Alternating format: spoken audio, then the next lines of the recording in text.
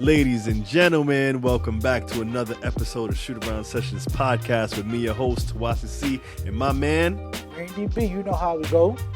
You know how it is, man. We back with another one. My brother, how you been doing? Holding on, bro. Holding on, son. Trying to survive in this world. How are you, son? Man, I'm here, keeping it low key, but just staying busy doing, the working thing. You know how we do. Hardworking brothers here.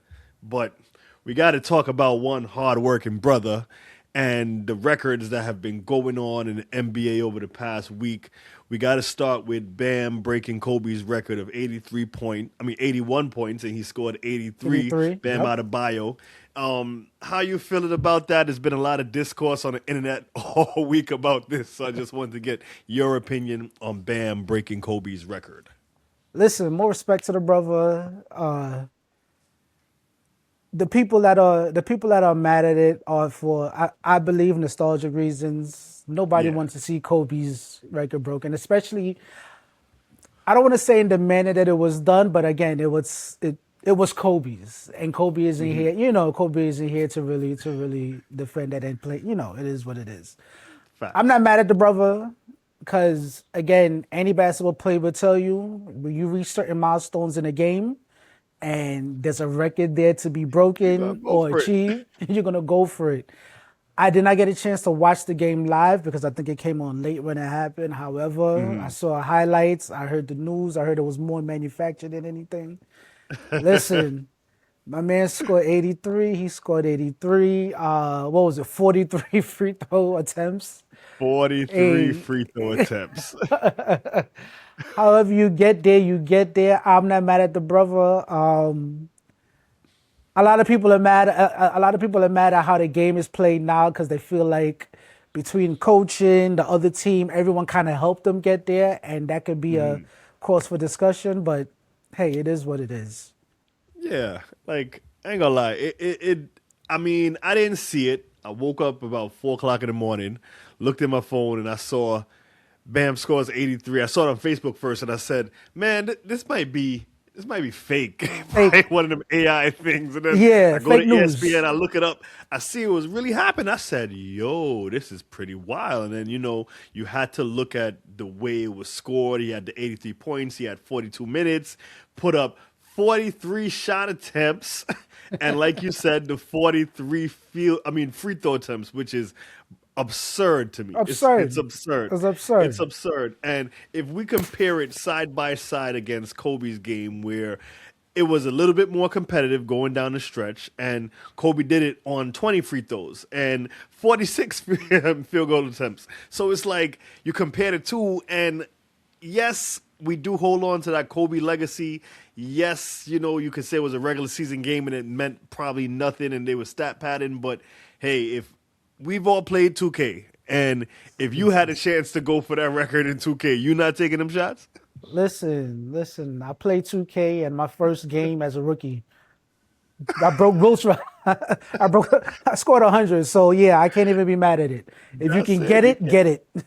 Get it. I'm not even mad. I mean, there's been a lot of discourse online. Everybody's saying, "Oh, that's stat padding, this, that," and it's like it do look kind of crazy. I'm not gonna lie to you, especially the way they was up and he played the whole 12th. But again, he went for the record. He had a good first quarter, 31 in the first. And he probably said, "Yo, let me see if this could keep going." And the Wizards ain't want to stop it. So it's just like, hey, I can't even be mad at the brother. It's like, I don't know. It's like I don't know, the Wizards, they just lay down and say, "Hey, take it. Do what you got to do. Take it." It's crazy. They ain't tripping. I mean, Exactly. another record we seen go down was Wilt's 20-point consecutive game record, which was broken by SGA, who basically, long story short, for the last about 2 years or so, he has not scored under 20 points in a game. How are we feeling about this record? That's also impressive, especially for a young cat like SGA.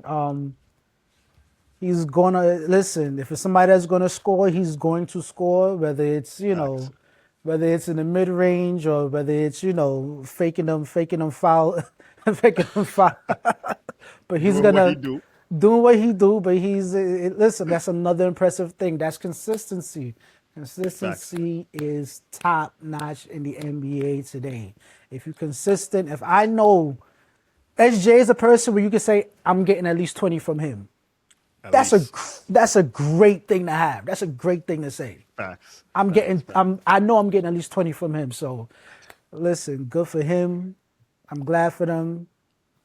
I mean, it is what it is. It is what it is with them. Yeah, I ain't really. I'm not mad at it.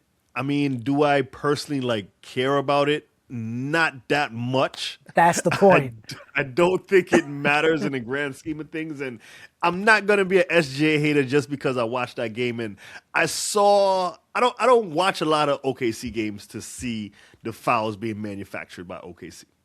But in that Knicks game when we played against them, bro, I will not lie to you. I saw the like if it's any game that was ever rigged, it was that game and the Lakers game from 2002. But we're not gonna talk about that. You know what's crazy? The OKC reminds me of they remind me of the tribal chief, where they got the, where they got the title, but they're the biggest heels in wrestling. That's it. Nobody likes that team because the Nah, rest show them so much love. It's it's crazy. crazy. It's It's crazy, man. crazy. Crazy. I can't They, I can't believe it personally. Like you watch them and you see the fouls, you see everything happening, and it's like they still be the guy be flopping and he's nice. Don't get me wrong, consistency over anything, and especially in today's era where we're seeing players not like kind of coasting through the league, and we'll touch on that a little bit more later. But you see people just coasting, and for him to be putting up 20, and for the talent that came before him, guys like James Harden, who was a scoring monster, Tracy McGrady, none of these guys could keep it going like that on a consistent basis. And he's yep. healthy, he's doing it. So I give him his props, but the refs just got to call it better, man. That's They all they gotta got to call it do. better. They They gotta got call to it call it better. better. It's hard not to watch their games and not think that there's an agenda behind it. Facts. Sometimes like there's an agenda. Like Facts. something is up. I mean, if we're gonna play conspiracy theory, I think that oil billionaire over there in Oklahoma City, he probably put some money into it. Said my team needs to do good. I don't know. I'm not saying it here, but I don't know. It's just annoying to see, but I can't wait for them to get beat. I really, really can't wait for them to Oh get yeah, beat. you and I both. You and I both. Knicks might do it, but we ain't holding our breath. Another guy in the mix, though, with all these points, all these consecutive games being thrown up there, is Luka Dončić. He put up 50 the other night, and Lakers are in a good position right now. They're in third place. How we feeling about Luka still saying, hey, y'all want to throw these numbers up, and I'm going to do this too and show y'all that I'm still one of the top guys in the league at this point? And I think Luka was the Western Conference player the game this last week. All I'm gonna say is it can be scary. I feel like with Luka being on the Lakers, we had because when he was with Dallas, it was that he makes this game look easy. Yeah, This boy is dangerous. He's a problem. facts. And what I feel like he needed to do first season and coming into now, and I'm sorry, was to get out of the shadow of LeBron James and be Luka Doncic again. And that's a scary thing. It's Because scary. you unlock that beast, it is a problem. Like I said, he is somebody that makes the game look so simple. So Facts. simple. Any and everything that he does. And if he could get that groove going, if the Lakers could continue with their, again, being consistent, the Lakers are looking a little, they're looking like a problem out there in the West. I mean, I'm gonna tell you this. I don't trust the Lakers. I mean, it's a league wide thing right now where a lot of people are coasting, and not to take away from Luca and what he's doing right now, because I'm telling you, watching him in real time, watching him really being able to watch him play against the Knicks that night, and where he's putting up these shots 1 foot from like the logo. 1 foot step back from the what is It's going on? crazy, and it looks like a video game, and you can't believe it. And he moving in like slow motion. I really don't understand it, but that boy is talented, and it really is scary at what that team can become. Do I think they're gonna see that potential being reached this year. I do not think so, only because you got the scuttlebutt in the room, which is LeBron James. And as we always say, they only go as far as Bron is going to let them go. But if he decides to give Luka the keys to that wagon, they could take it pretty far in this mix. I'm telling you.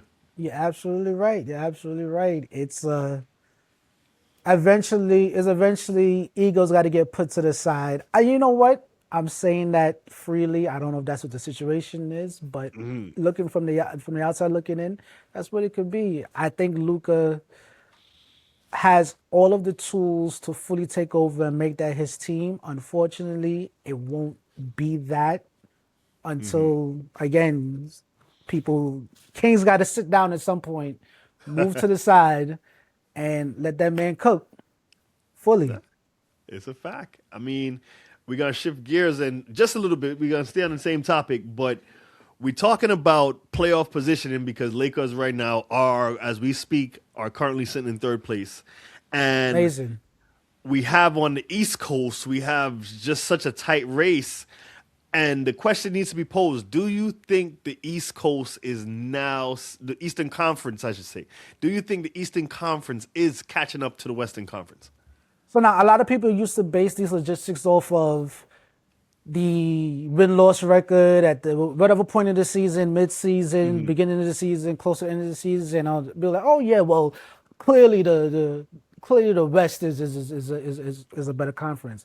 Me personally, I look at the teams and who can beat who, right? And when I look at the teams out here, Detroit is going to be a problem.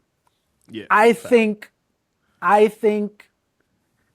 they're like 98% there, and where people are no longer saying, oh, they're just going to fall apart in the playoffs. Oh, this is just regular season.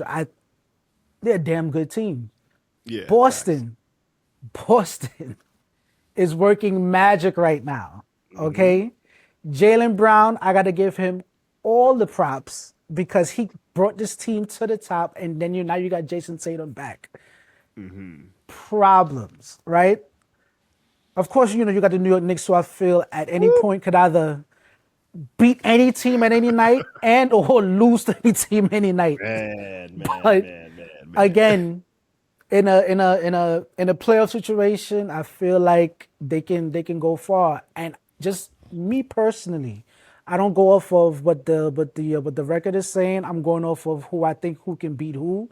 And I speak, and I think those three teams in the East can give the business to about OKC. They're in the league by themselves, but every other team in the West, those three teams could give those teams the business. So because of that, I feel like the East kind of surpassed the West. I could be 100% wrong, but at the end of the day, that's just how I feel.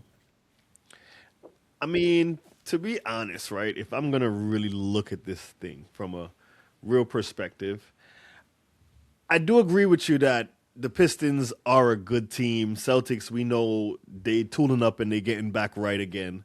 And the Knicks, as inconsistent and as just, they irk me. I don't know if I'm picking any of these teams against the powerhouses in the West. When I say powerhouse, I just mean the OKC Thunder. Because the rest of the West as a whole, yes, there's a lot of wins out there. Yes, it's still looking like, if you look at the records alone, it does look like the West is a more dominant conference. But let's be real, it's a one-team conference at the top, and it's going through the OKC Thunder no matter how you slice it. That team is too dangerous. Now, do I feel like the Knicks honestly could give them a run for their money? Absolutely not. I'm like you. I finally joined your bandwagon of. You was building it up. I thought you was there. I was like, okay. I had to.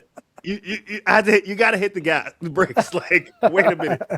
We saw the Knicks last night almost lose to the Golden State Warriors by 20-something points. Man, listen, go ahead.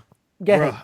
Like, it's so upsetting. That's why I can't say I'm gonna believe in that team. Now the Celtics, yes, I do feel like they're a legit contender for this thing. They got Tatum back. We only gonna see how far they go with Jason Tatum, but I personally don't see him beating a well-oiled machine in the OKC Thunder. And we didn't see Tatum the other night when they played, but you saw Jalen, like, they just couldn't pull it out. And the refs is that 6 man with OKC. So I just don't see anybody beating them. And the Pistons, I don't even believe in them. I think the Knicks could beat them for real. But I don't know. I got to say, it still goes to the West. You still got Nikola Jokic. And as long as he's on the court and with a Steph Curry looming and he's still in the West, the power still lies over there to me. I hear that. Only reason why I give the East the edge, aside from the Lakers and, of course, OKC, the Knicks can blow all those other teams out of the water, as they have been throughout the entire season. True. Very true. Very true. All right? They beat up, they own Wembanyama. All right? We got the Wembanyama killer on our side, which is Mitch, all right? Mitchell Robinson. Denver Nuggets, we have owned them all season. Now, again, playoff time is different. The only team, so what I would agree with, yes, the West, when it comes to the West, it is a one-team conference, and those are the juggernauts. But, hey, anything can happen. Anything can happen, but they might get knocked out in the first, second round. Somebody might slip and fall, and you know how flimsy how thin these players are these days. So anything can happen at any point. And like I said, I think Detroit is legit. I think Boston is legit, and hell, even the Cavs, they coming up. And like I said, the Knicks, it has to be a great month. Like April, May needs to be great months for the Knicks because they go on these runs and where they just dominate everyone, and then we also see that they go on these weeks and games where it's crazy. Just can't get it together. We just can't get it together. And the thing is, people want to blame coaching, people want to blame players, and I just want to shift the conversation real quick because I do want to bring this up. Okay. There's multiple facets as to why the Knicks are as inconsistent as we've seen. Lineups, Mike Brown needs to get it together. He needs to figure out what he wants to do. Because there's certain players that he takes out for weeks at a time. And then puts them back in, and then they do great. But then sometimes they do okay. Yeah. That's one thing. You and I both have our gripes with Cat. All right? Oh, yeah. Some games he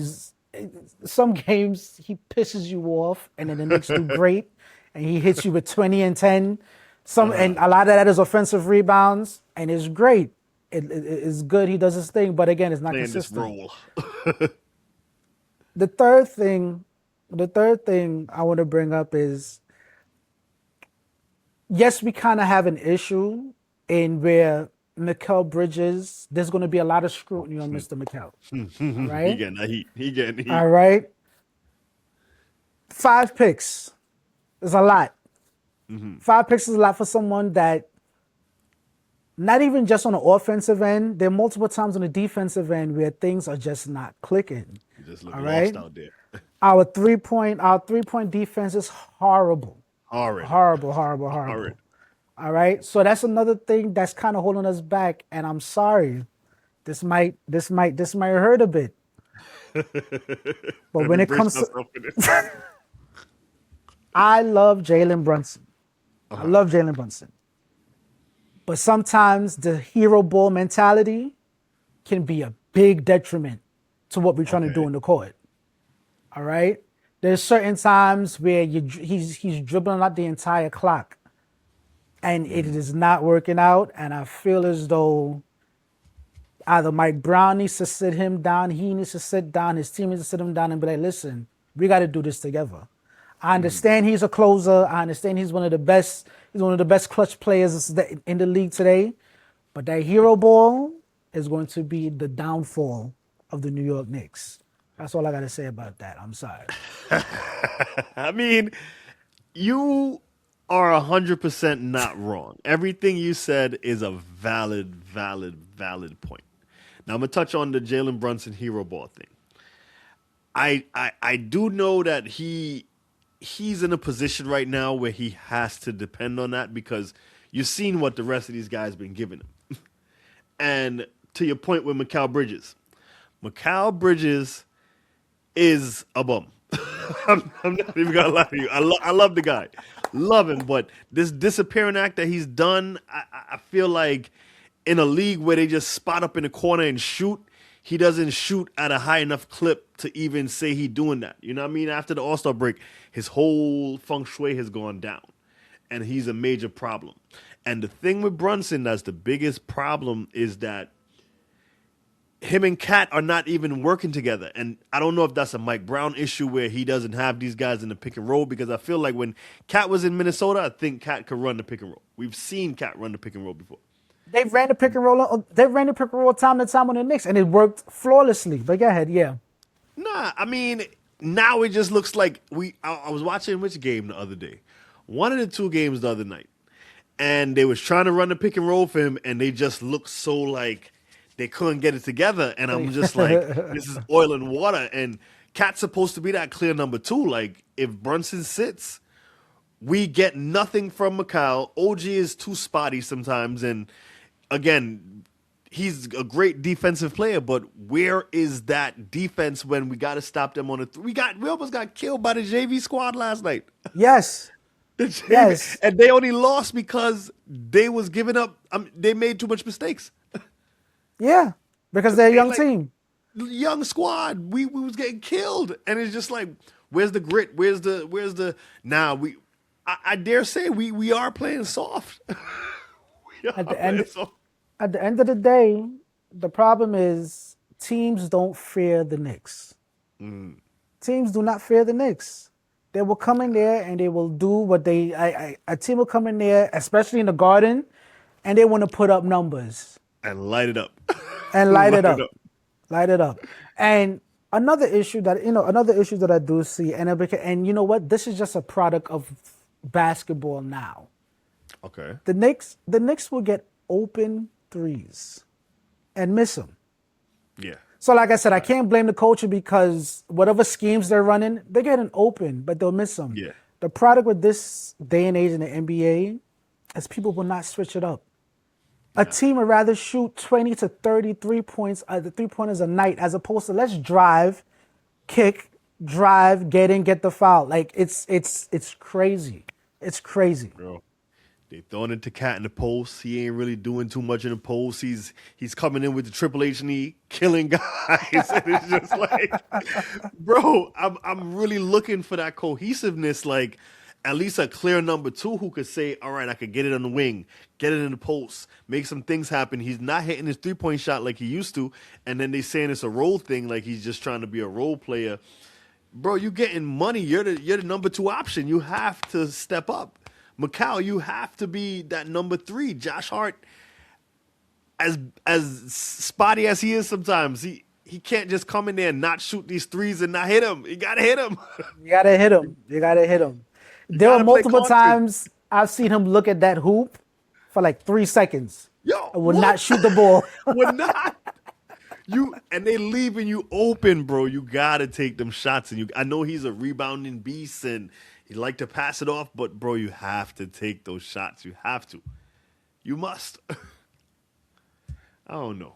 But I don't know we got to talk about one last thing before this thing raises my blood pressure today. We got to talk about the news that came out today that the NBA is going to have a vote on 2 new expansion teams coming at the end of this month, March. How are we feeling about these new teams that's coming in, and where you think they're gonna end up? I think it's exciting. I've always been a fan of when there's expansion teams. I don't know why, it's just a weird thing, but we're hearing that the possibilities of, again, I'm 100% know that it will be in Las Vegas because Las Vegas is building themselves up for all the teams. They've been waiting for that. Yeah, and then of course they want to come back to Seattle, which is great. It's always like I said, it's always exciting, especially with the supplemental drafts that they do. Of course, for anybody that doesn't know, when it comes to those supplemental drafts, every team gets to hold on to at least 8 players. Yeah. Everyone else, aside from a player that's on an expiring contract, they can be drafted to these new teams. And I think a team can only be hit one time, so you don't have to worry about your team being completely ravaged. Yeah, completely ravaged. But yeah, it'll be great for the league. I think like I said, any type of expansion is great. And then again, and also with this, I believe they will be shifting around some of the conferences as well. I do believe they talked about Minnesota might either come over to the East Yeah. either one might overcome to the East. Again, it's a great thing. But let me ask you a question. Of course, when it comes to our beloved Knicks, right? What 8 players would you hold? That's a good question. Let me see. What 8 players would I hold if they was coming for us? Not even gonna lie, I'm gonna say first Jalen Brunson, 100%. Absolutely. I'm gonna only say hold on to Cat because I don't want to lose him for nothing. He's an all-star. He's an all-star. Yeah, he got to He's an be there. He all-star. got to be there. Listen, you can't. He Yeah, has value. He does some bad stuff sometimes, but he does have value, and he is an all star. So I'm not knocking him. But Jalen Brunson, Cat, um, after that they get kind of expendable, Mitch, I would probably hold on to Mitch. Deuce, I'm probably holding on to because there is a lot of value in Deuce. Um, McCallum OG, yeah, I'm not even stressed about those two. They're replaceable because we could definitely use some upgrades, especially with Mikal Bridges. So Mikal Bridges does not make my 8, but I think that's it. Everybody else is expendable to me. wow. He didn't even make the full 8. Yeah, I didn't even make that because, like you said, with the rules of it, I know it's only one person could go a big hit like that, but I'm letting those like they gotta freshen up this team somehow. Like I don't want to hate on the Nova Knicks, but it was a mistake letting go of Dante DiVincenzo. We Absolutely. see that he was an offensive firecracker, and they should have let that thing play out to see how it was going to work. And oh no, man, it's just gotta shake it up. Have to shake it up. And You if gotta we shake it have up. an expansive draft that helps us shake it up, then I'm not mad at that. But just Jalen Brunson, you cannot lose Jalen Brunson. Cannot. All right. So let me see if I can. JB, of course. Yeah, Again, JB. Cat. Yeah, Cat because he's an all-star. Okay. I still got to keep Josh Hart. I still feel like Josh Hart is the heart of the team. Okay. So that's 3. That's 3. Mitch definitely because he's a difference maker on the court. Definitely. Me personally, I would keep OG. I like Okay. OG. That's 5. Okay. After that, right?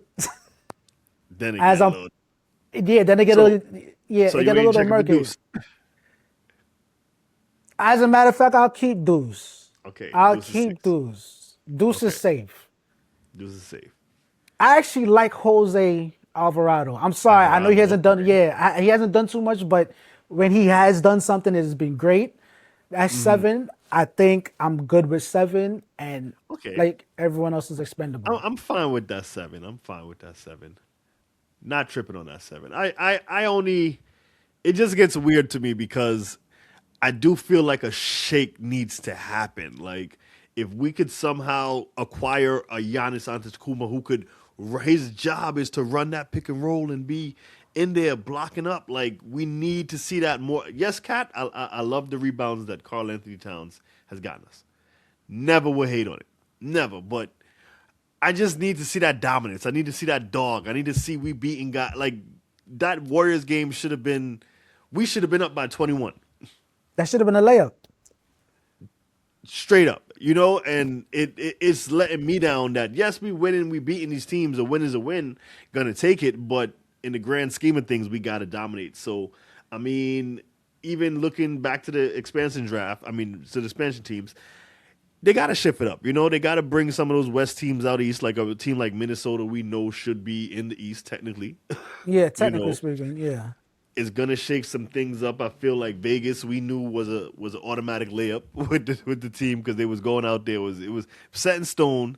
The Seattle thing, yeah, bring it back. Bring it back. You could run it back. I don't really have any other places in mind that I would say I would want over any of these two teams, but those are the two Stone Cold locks. Yeah, definitely. Yeah, I don't Definitely. want to see no team in Connecticut. we good on that. No shade, but we kind of good on that. But I think that's gonna do it for us today. We're gonna wrap it up, put a bow on it. Shoot around sessions. You can check us out each and every week. We here rocking with you. Shout out to all the people who've been hitting us up on TikTok, especially. We got to show some love to the people on TikTok.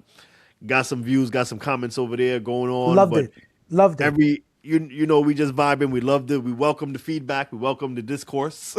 Welcome people talking, because it's all about opinions up in here. And we fans of the game. We love the game. So we're going to keep rocking and rolling. You already know, It's me, Tawasi C, and my man Randy B. But wait, before you go, I see the shirt that you're rocking. It's March 13th, 316 day. Listen, where's the Bears at, bro? Where's the bro? Listen, we out here trying to have we out here just trying to have fun. Like I said, like he said, the discourse is great. We love to hear it. We love to hear your opinions again, because that's all we have is opinions, and we're here to just listen and compare. You know what? Wait, one quick question before we leave. One quick question, because I don't want to wait until next week to talk about this. How are you really feeling about basketball being all over the place on all these platforms? We got Prime, we got NBC, we got ESPN. Like, basketball is a lot of places, and it's hard to keep up with it. How are you feeling about that? 100% hate it. 100%. All right, 100% hate it. It sucks, because you know that there's certain games on. I put it on the ABC, nothing there. I put it on the ESPN, there's nothing there. I put it on the MSG, nothing is there. Then I got to go to Prime. I was like, it was on Prime this week. Okay, Prime on Thursday nights, and then boom. Then following the Prime game, you got to hop on the Peacock to watch the 10 to 10:30 game. And then after that, the next day, you got to go on MSG, because that's where we watch the Knicks at. But then certain their games end up on Peacock, and then and it's crazy. Prime it's is crazy. Bro. It's crazy. It's too many. Cable was so much more simpler back in the day, all right? Bro. Streaming, I think, while I was a fan of it in the beginning, I think it is ruining television for us. Yes, it really is. It's hard to keep up with games, and then they don't put the right games on these networks. So when you do turn it on, you're like, it just don't feel right. They got this interactive thing on Peacock with you can see what like it looks like you playing 2K. I'm like, just give me my basketball, man. Just give me my basketball. Basketball. I'm here watching basketball on Disney Plus. It's crazy. It's too much. Tell me about it, bro. I don't know, man, but that's gonna do it for us for real this time. Me, Tawasi C with my man Randy B. You know what it is. You know what it is, man. Like and subscribe and check us out. Join our ride. Shoot Around Sessions Podcast. We here, baby. We gonna catch y'all in the next one. Peace out.